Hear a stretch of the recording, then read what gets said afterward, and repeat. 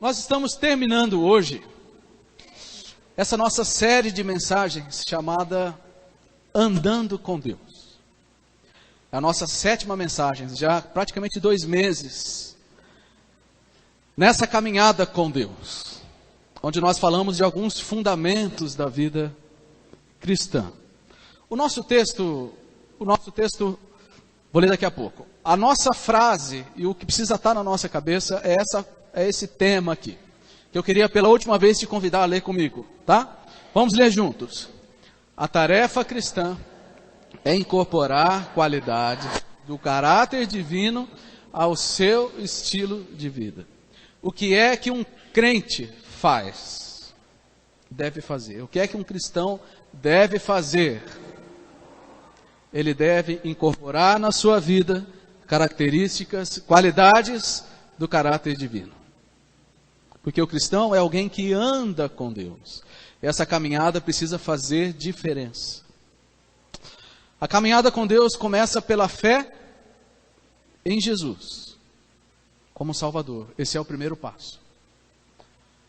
Mas diante de tudo aquilo que Deus faz, diante da graça que nós cantamos, diante do cuidado que Deus tem conosco, nós temos essa tarefa. Segundo o texto diz assim: diante de tudo isso, esforcem-se ao máximo para corresponder a essas promessas. Acrescentem à fé a excelência moral. À excelência moral, acrescentem o conhecimento. Ao conhecimento, acrescentem domínio próprio. Ao domínio próprio, acrescentem a perseverança. À perseverança, acrescentem a devoção a Deus, que foi o nosso último tema 2 semanas atrás. A devoção a Deus, acrescentem a fraternidade, e a fraternidade o amor, que foi o tema da semana passada que o João pregou. Que lista é essa? Essa é a lista das qualidades divinas que nós temos que incorporar na nossa vida.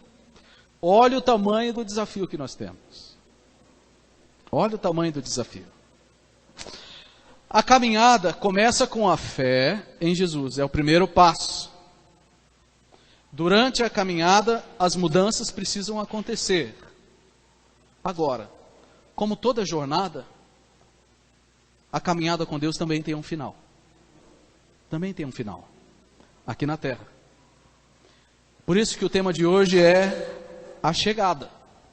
A chegada, que está nesses textos aqui que eu vou ler agora. Presta atenção, nós já entendemos durante 7 semanas que tem qualidades que nós precisamos desenvolver na nossa vida e que nós devemos buscá-las com todo empenho. Uma hora essa caminhada vai chegar ao fim. Presta atenção no que o texto diz. Quanto mais crescerem nessas coisas, nas qualidades, mais produtivos e úteis serão no conhecimento completo de nosso Senhor Jesus Cristo. Mas aqueles que não se desenvolvem desse modo, são praticamente cegos, vendo apenas o que está perto, e se esquecem de que foram purificados dos seus antigos pecados. Por isso, irmãos, trabalhem ainda mais arduamente para mostrar que, de fato, estão entre os que foram chamados e escolhidos. Façam essas coisas lá atrás e jamais tropeçarão. Assim, a sua entrada no reino eterno de nosso Senhor e Salvador Jesus Cristo será acompanhada de grande honra. Então, tem as qualidades que nós temos que desenvolver, tem o começo da caminhada, que é a fé em Jesus como Salvador, e agora tem o final. E o final é a entrada no reino eterno. Está lá a linha de chegada. E querendo ou não, todos nós estamos caminhando para ela, de um jeito ou de outro, bem ou mal, desenvolvendo as qualidades divinas ou não, estamos caminhando nessa direção. Então, esse é o nosso tema, a chegada. A chegada. E a grande pergunta que precisa estar na nossa mente é a seguinte, é a pergunta óbvia: como é que eu vou cruzar a linha de chegada? De que maneira? Em que condições? Vou chegar feito o Bolt, o Usain Bolt, que chega voando com o peito aberto, deixando todo mundo para trás? ou vai chegar, talvez como você mesmo, um pouco mais assim, correndo, se você estivesse correndo com o Bolt. Né? É triste a gente ver em corrida, às vezes, alguém que se machuca, que tropeça, e que chega mancando, até chega, mas não chega como o Bolt, não chega como um campeão. Então, esse texto todo de Pedro, ele diz, ó, desenvolva as qualidades, porque a linha de chegada está logo ali. E uma hora você vai cruzar essa linha de chegada. Como é que você vai chegar lá?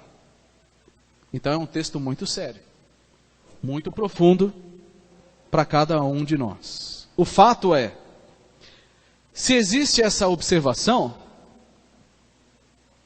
e se existe essa exortação, para que a gente corra direito, é porque nem todo mundo vai chegar da mesma maneira. Não vai concluir todo mundo do mesmo jeito a sua vida, a sua corrida.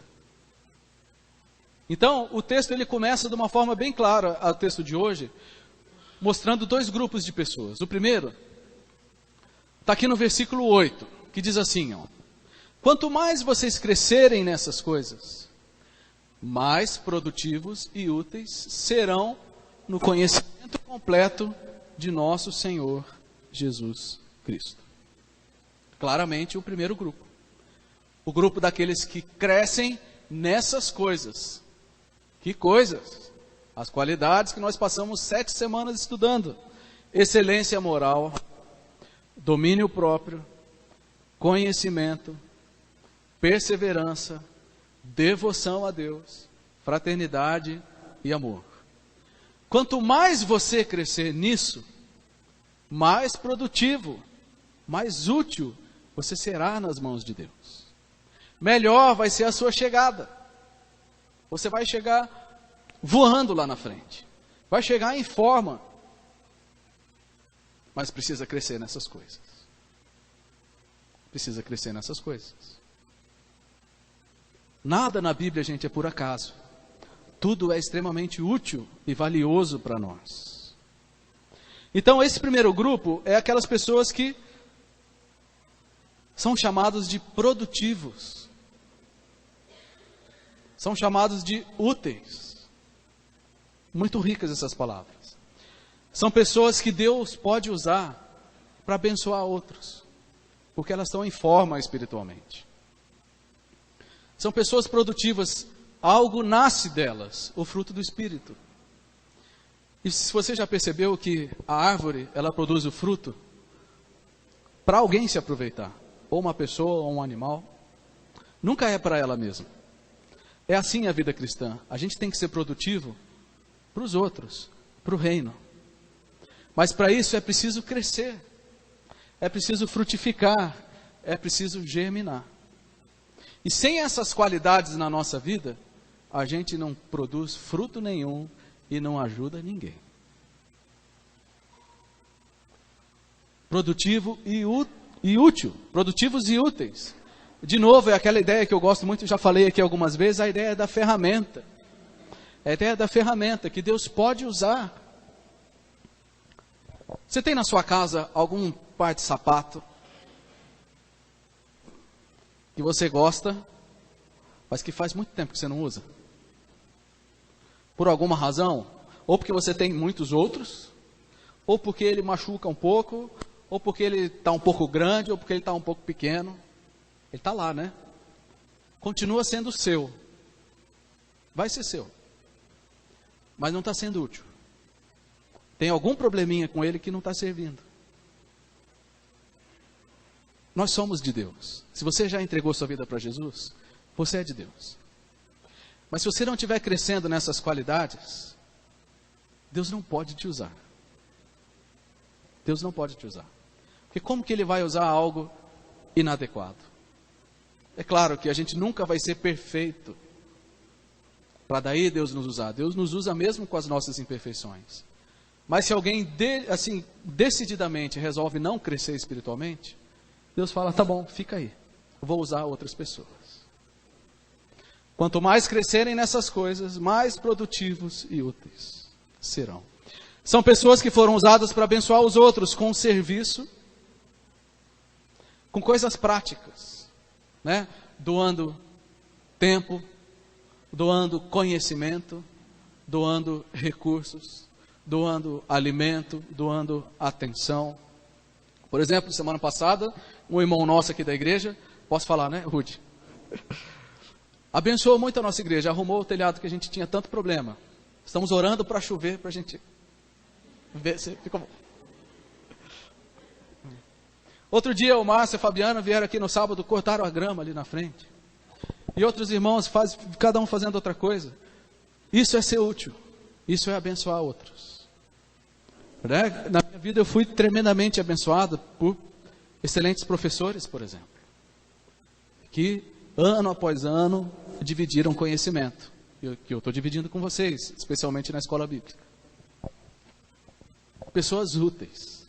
Essa Bíblia aqui que nós temos, que eu estou usando aqui, é a NVT.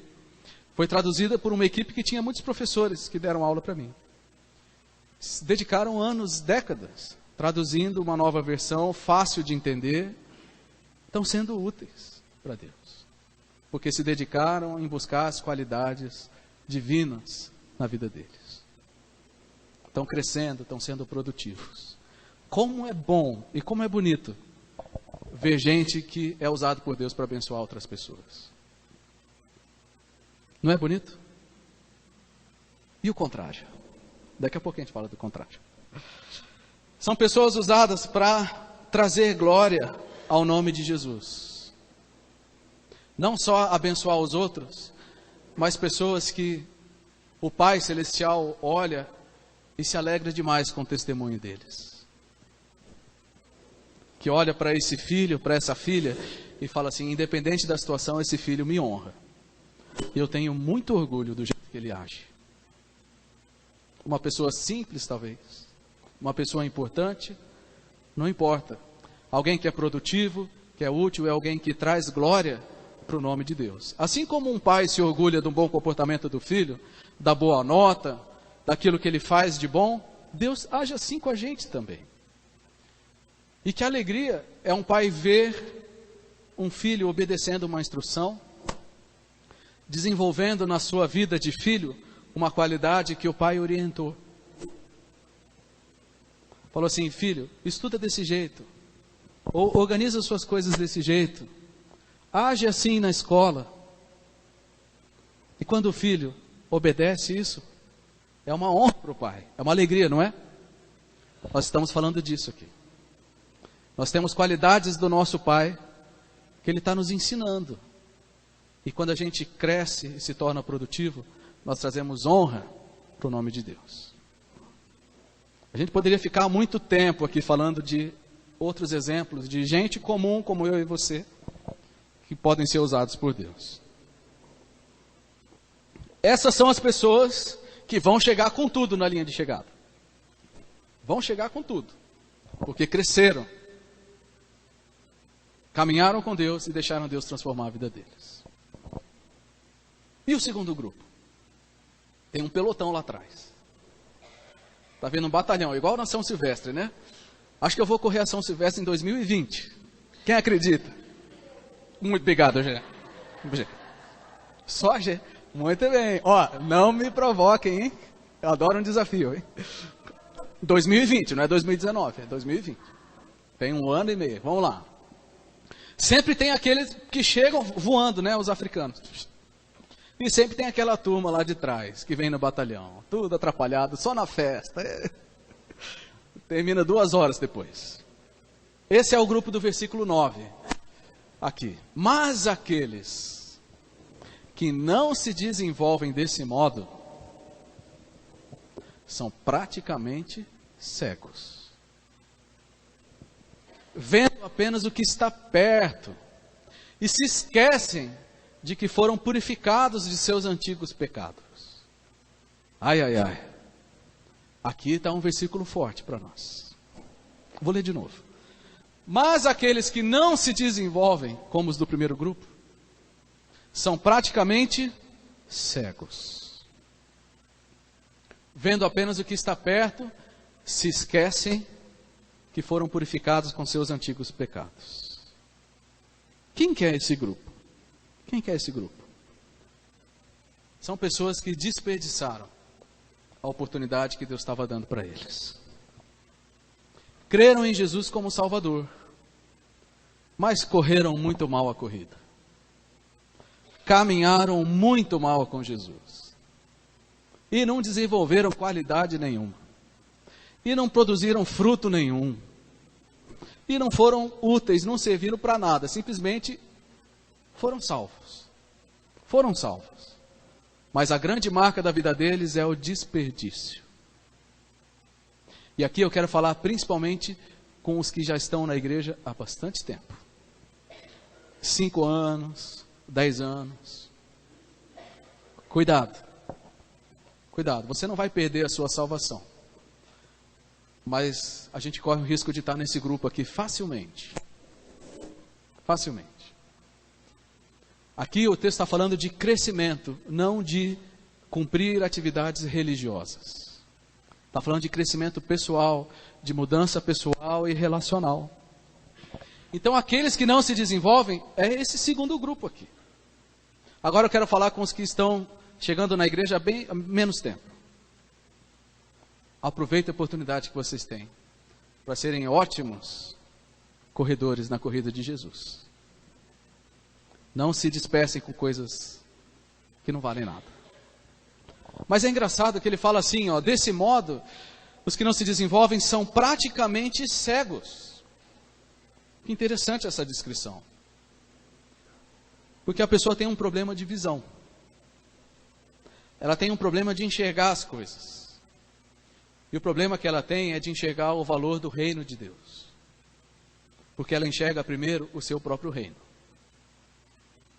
Então é alguém cego pelas suas próprias vontades. Cego pelos seus próprios desejos. É a pessoa que primeiro pensa nas minhas coisas, no meu tempo, no meu bem-estar. Então tudo que tem a ver com doação, a pessoa não enxerga como algo valioso. Tudo que tem a ver com tempo, no sentido de priorizar as atividades da igreja, as atividades do reino de Deus, a pessoa não enxerga isso como valioso. Então, qualquer outra coisa vai ser mais importante. O jogo, o aniversário, o cansaço, o lazer, tudo isso. Praticamente cegos. Não estão enxergando o valor do reino de Deus. As minhas coisas, tudo eu, o meu dinheiro. Depois ele diz assim, além de serem cegos, são pessoas que se esquecem. Aqui tem a ver com a mentalidade. Cego porque não enxerga o valor do reino de Deus. A mentalidade se esquece porque tem uma mentalidade corrompida. Porque eles se esquecem, olha que interessante, se esquecem de que foram purificados dos seus antigos pecados. Em outras palavras, é crente, mas parece que não é. É crente, mas está com a vida tão errada que parece que nunca foi salvo.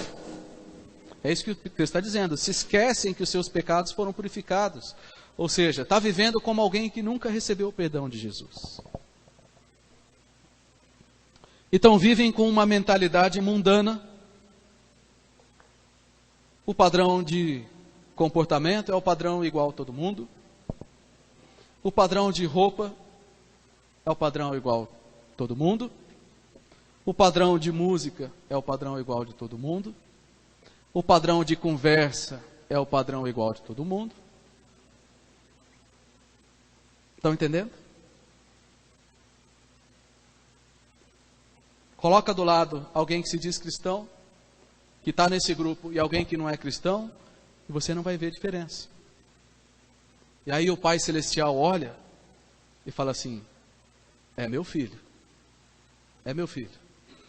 Mas que vergonha.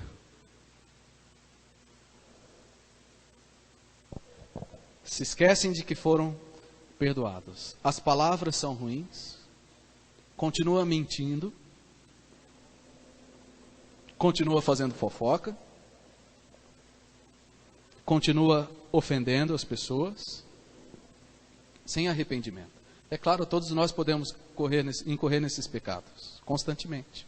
Quer dizer, não constantemente, espero. Mas eu estou dizendo daquela pessoa que age sem arrependimento. sem quebrantamento, sem nunca pedir perdão, sem nunca dizer, Deus me ajuda porque eu estou errado.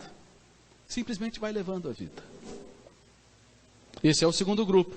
Hábitos ruins, preguiça, trabalha mal, é mau funcionário, é mau chefe, é cheio de vícios, sem arrependimento.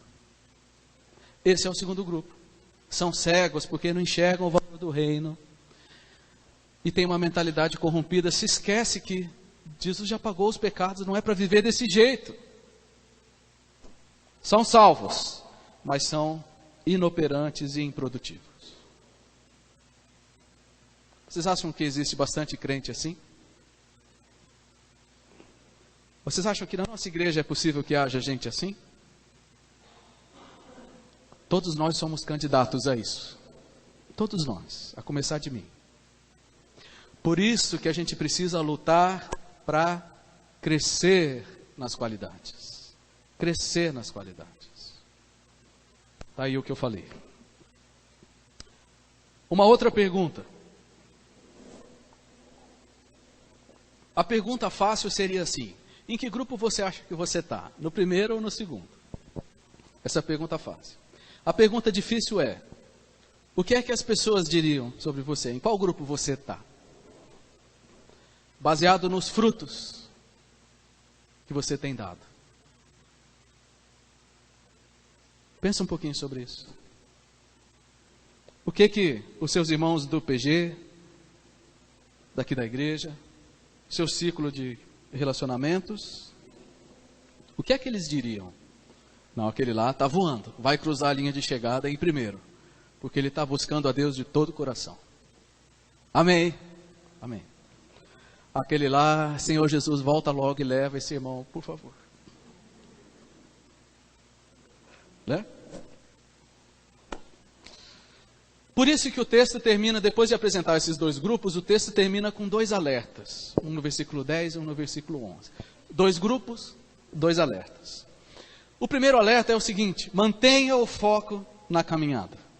Mantenha o foco na caminhada. Esse é o versículo 10 que diz assim: por isso, irmãos, já que tem esses dois grupos, trabalhem ainda mais arduamente para mostrar que de fato estão entre os que foram chamados e escolhidos. Façam essas coisas e jamais tropeçarão. Aqui ele não está dizendo que você tem que, não é uma questão de exibição e de se mostrar, não é isso que o texto está dizendo.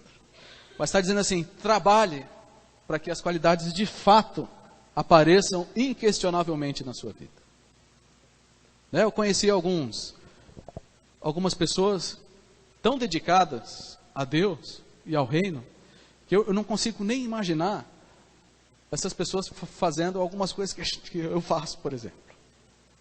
Perdendo a paciência, falando que não deve. Porque são pessoas que se esforçam arduamente para buscar as qualidades de Deus e isso aparece na vida delas. E aí ele diz assim: façam essas coisas e jamais tropeçarão. Sabe quem é que tropeça na caminhada? Quem está distraído.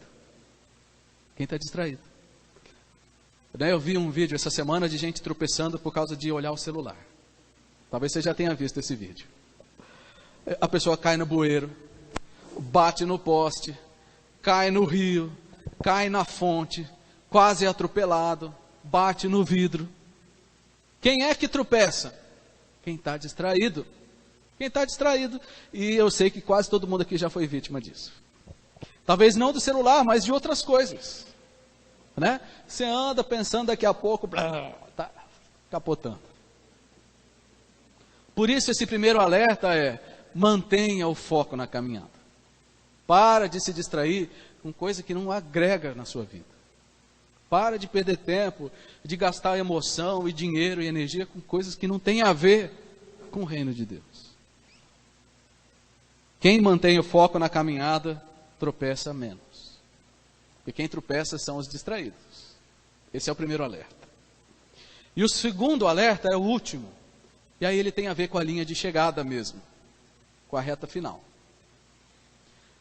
E o alerta é o seguinte: cada um, no final da caminhada, na linha de chegada, cada um dará contas da sua vida. Olha o que diz: assim, a sua entrada no reino eterno de nosso Senhor e Salvador Jesus Cristo será acompanhada de grande honra. Assim como? Assim, se você se dedicar e se você crescer. Se você não se dedicar e se você não crescer, a sua entrada no reino eterno do nosso Senhor e Salvador Jesus Cristo não será acompanhada de grande honra. É claro. Então eu queria falar um pouquinho, eu queria gastar esses últimos minutos falando disso. Porque a linha de chegada, ela é a entrada no reino.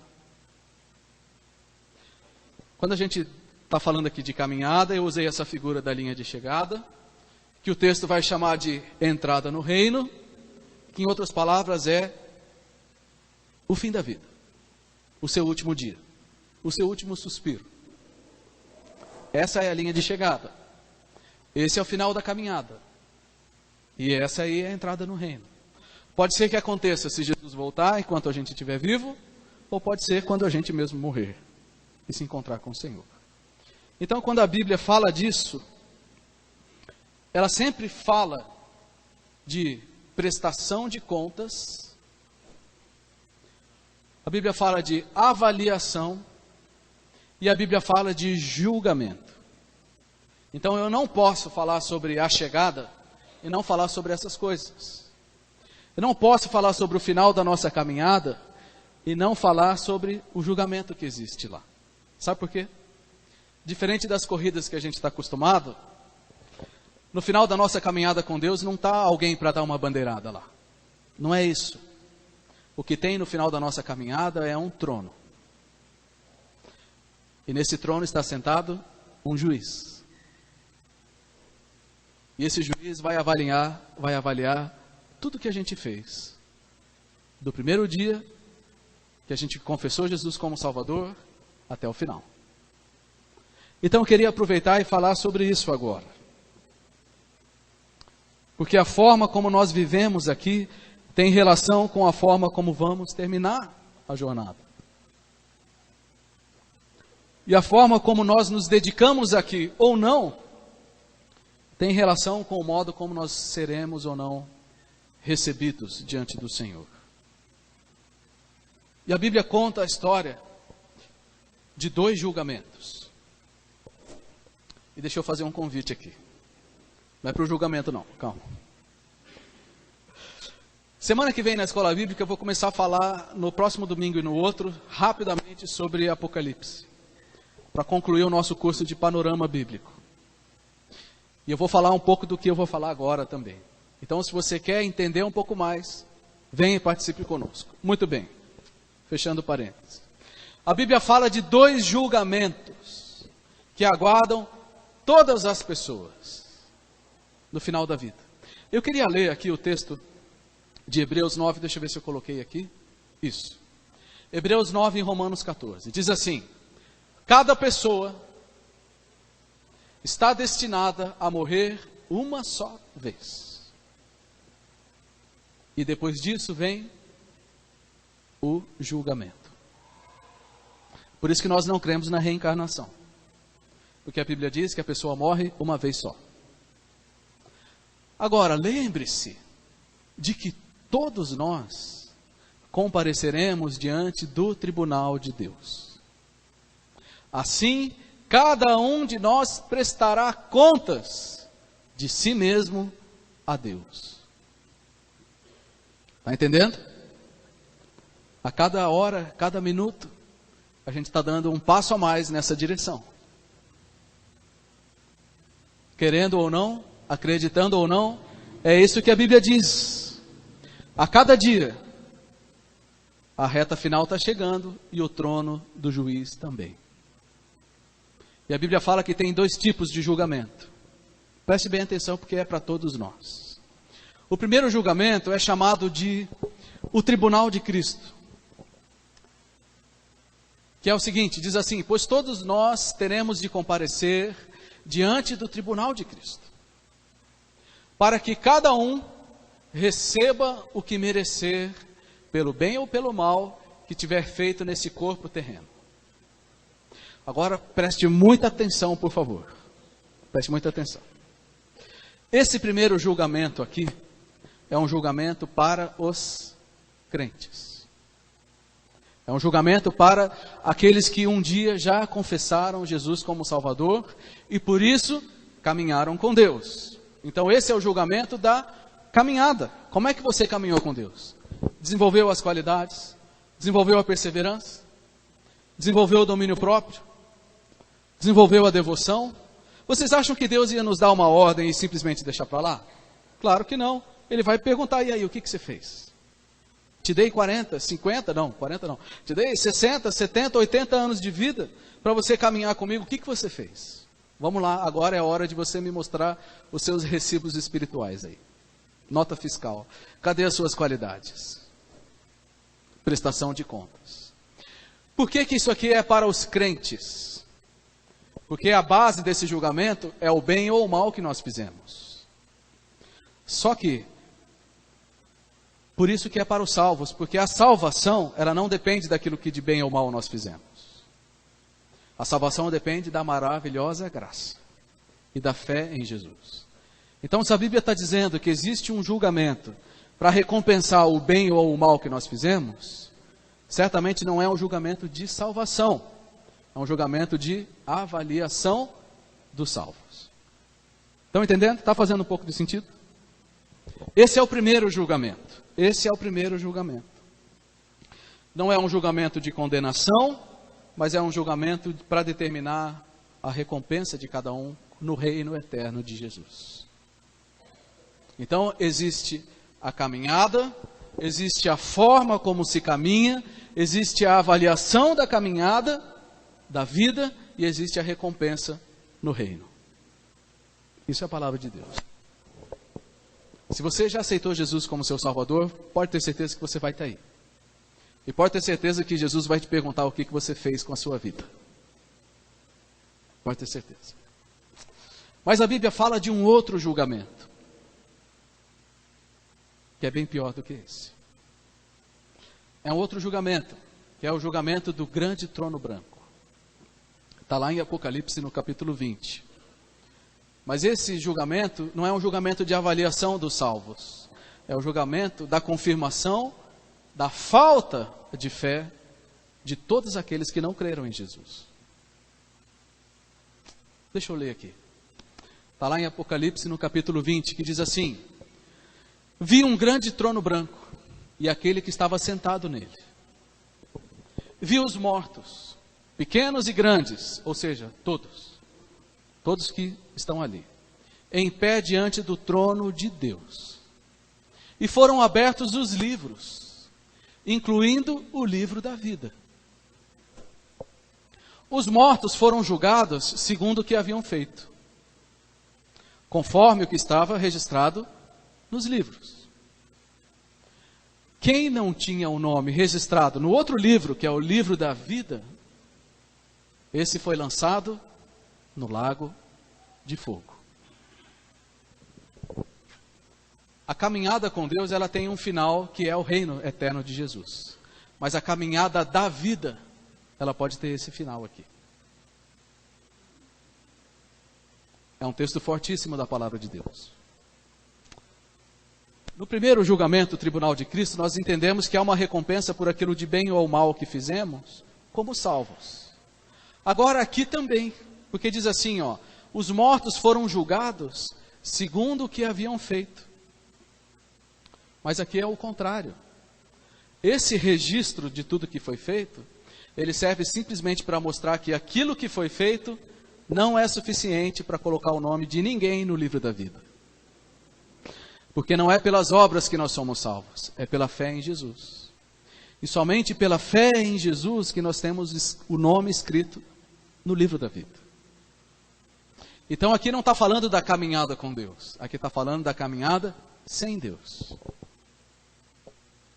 Por isso que eu falei da diferença entre o julgamento da caminhada com Deus e do final da caminhada da vida. Porque alguém pode passar a vida inteira e nunca crer em Jesus como Salvador. São esses dois julgamentos que aguardam todas as pessoas, ou um ou outro. Quem não tinha o nome registrado no livro da vida, que é o livro onde estão o nome daqueles que creram em Jesus, esse foi lançado no lago de fogo, que é bem diferente do reino eterno de Jesus. Bem diferente.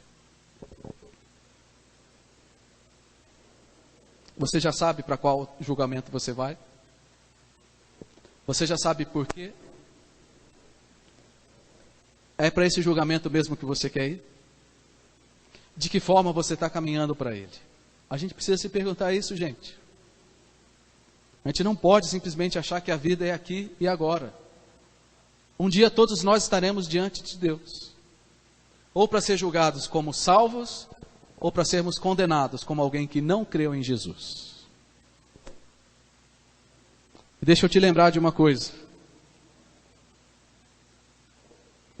Ninguém sabe quando vai ser o final da caminhada. A gente sabe que cada dia a gente está caminhando para ela, mas ninguém sabe quando vai ser. Pode ser um AVC, de noite dormindo. Pode ser um motorista bêbado. Pode ser uma bala perdida. Pode ser um vírus. Não pode? Ninguém sabe quando é a linha de chegada. Ninguém sabe. Por isso, a gente precisa se preparar hoje.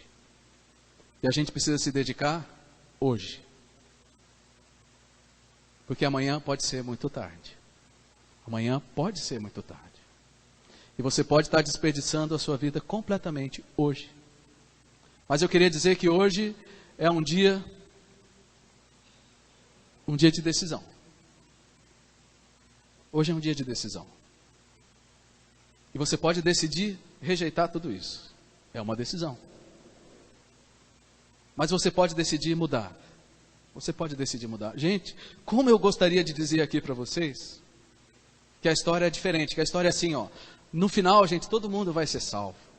No final vai dar tudo certo. Porque Deus é amor. Deus é amor, mas Deus é justiça. Deus é santidade. Ele não permite na sua presença aquilo que não é purificado. Então, por isso, eu preciso dizer a verdade para vocês. A verdade da palavra de Deus. Então, hoje é um dia de decisão. E primeiro eu quero falar com vocês que já entregaram a vida para Jesus.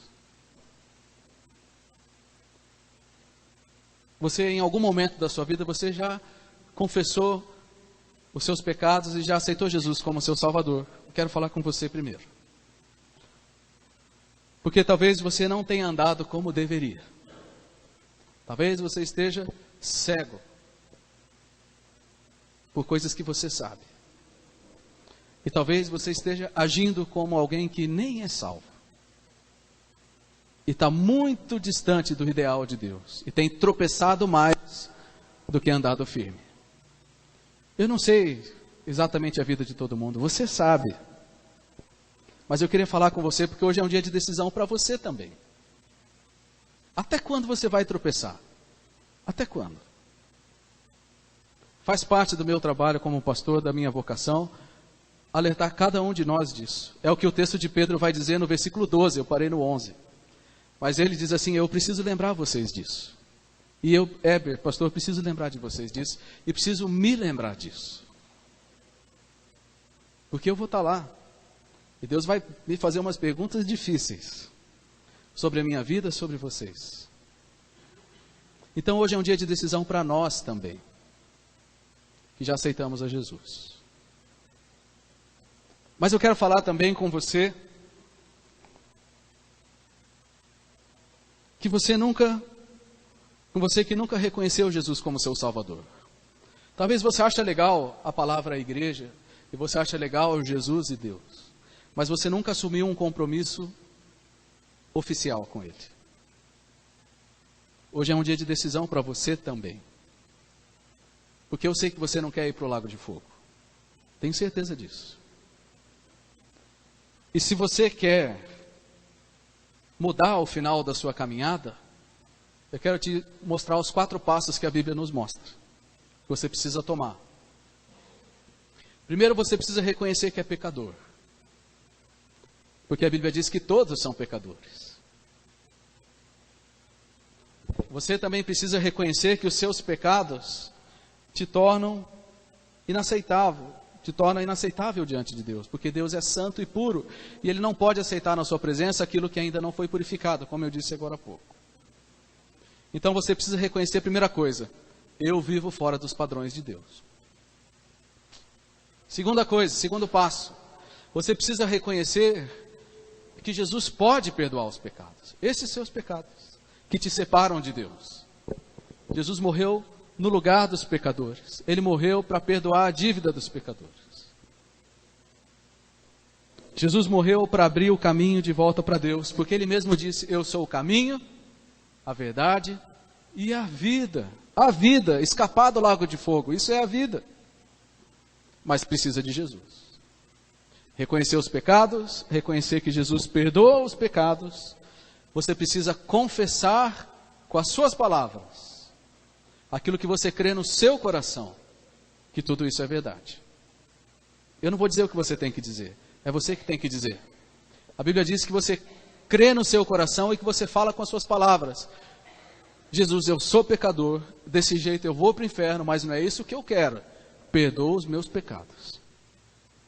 É isso que você tem que dizer.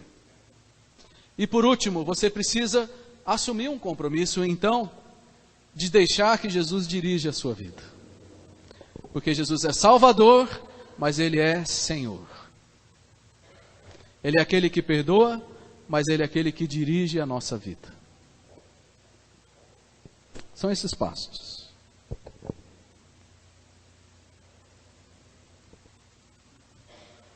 Hoje é um dia de decisão. Queria que o pessoal do louvor viesse aqui e queria que o pessoal do lanche não saísse ainda. Por favor. Eu queria que você... Nós vamos fazer uma coisa um pouco diferente aqui, tá?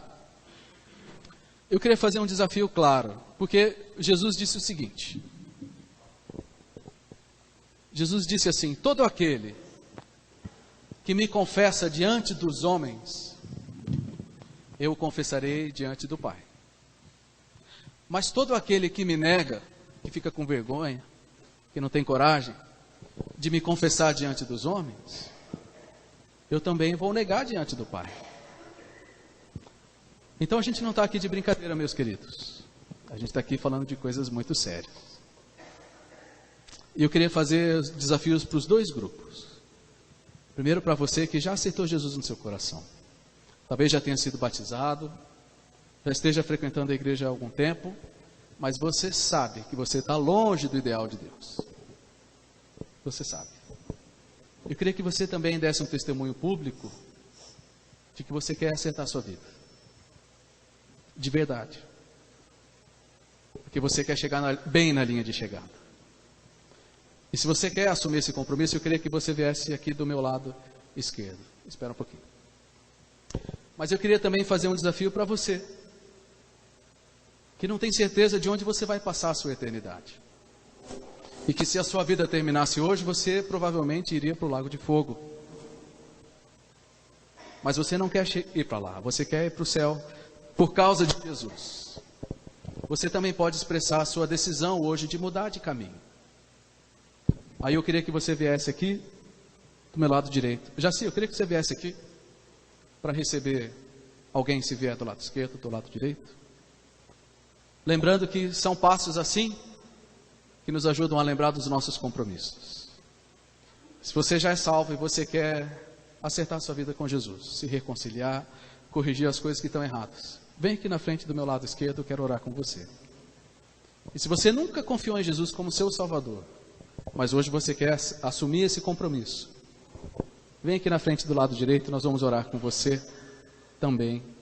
Mas antes eu queria que você fechasse os seus olhos e deixasse Deus falar com você.